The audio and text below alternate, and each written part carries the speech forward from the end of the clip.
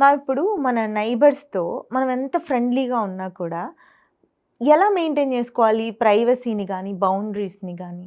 The word itself says కదా రూప, neighbors, friends, family.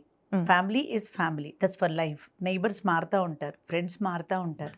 So మన ఇంట్లో ఉన్న గుట్టంతా తీసుకెళ్ళి we cannot just put it in outside their house or inside their house. ఇప్పుడు మన ఇంట్లో జరిగే గొడవలు ఎప్పుడన్నా ఉన్నా కూడా ఒక్కొక్కసారి ఆ చనువు కొద్దీ ఆ మినిట్లో వెళ్ళి ఎవరితోనో వెంటౌట్ చేసుకోవాలనుకుని అన్నీ చెప్పుకుంటాం. కొన్ని విషయాలు as friends we do share. కానీ ఒక పరిమితి దాటిన తర్వాత కొన్ని మేజర్ విషయాలు మాత్రం పిల్లల విషయంలో కానీ, హస్బెండ్ విషయంలో కానీ, అత్తమామల విషయంలో కానీ, పేరెంట్స్ విషయంలో కానీ మ్యాక్సిమం వీలైనంత వరకు గోప్యంగా 4 గోడల మధ్యలో ఉంచుకుంటే ఆ ఫ్యామిలీకి ఉండే వాల్యూ సిస్టమ్ బయట వేరేగా ఉంటుంది.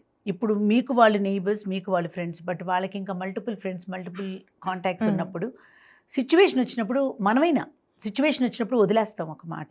ఒక చిన్న ఇన్సిడెంట్ రూపా నా ప్రొఫెషన్లో చూసింది కూడా. ఒక పాపకి ఒక సంబంధం వచ్చింది, అబ్బాయి అమ్మాయి మాట్లాడుకుని అన్నీ అయిపోయినాయి. It was such a beautiful combination of both the families and children.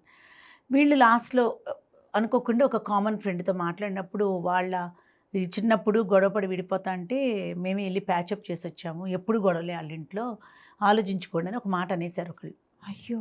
అంటే ఎప్పుడో లాంగ్ బ్యాక్ వాళ్ళకి పిల్లలు పుట్టడానికి ముందు ఇనీషియల్ స్టేజెస్లో గొడవలు వచ్చినప్పుడు వీళ్ళు నైబర్స్గా ఉన్నప్పుడు వీళ్ళు ఇన్వాల్వ్ అయ్యి ప్రాబ్లమ్ సార్ట్అవుట్ చేసుకుని ఉంటారు.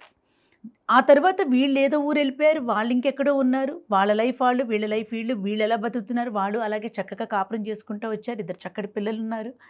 బట్ ఎప్పుడూ 25 ఏళ్ల నాడు జరిగిన దాన్ని ఆలోచించి చేసుకోండి, ఎప్పుడూ గొడవలే అనే ట్యాగ్ లైన్ని ఎప్పుడో జరిగిన గొడవకి పెట్టేశారు చూడు.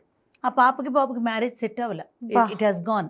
అయ్యో! బట్ వాళ్ళలో ఎంత బాధ వచ్చేసిందంటే, ఎంత ముచ్చటగా ఉంటారో wife and husbands. We all do mistakes, అది మ్యారేజ్లో కానీ రియల్ లైఫ్లో కానీ, but we learn from our mistakes. ఇప్పుడు వైఫ్ అండ్ హస్బెండ్ కాకపోతే ఇంకేమైనా రోడ్ మీద వాళ్ళతో పక్కన పంపుల దగ్గర కొట్టుకోలేదు కదా. There was a misunderstanding and it's been resolved. అది ప్రతి ఇంట్లో ఉండేది. కొందరు కలిసి ఉంటారు, కొందరు విడిపోతారు రూపా. విడిపోయిన వాళ్ళందరూ చెడ్డాళ్ళని కాదు. If you are in a relationship, you have your own reasons to be in the relationship. If you are walking out of the relationship, you have your own reasons to walk out of the relationship. Third పార్టీకి they got no right to comment about them or them. వాళ్ళ life వాళ్ళు deal చేసుకుంటున్నారు, they know what they are doing.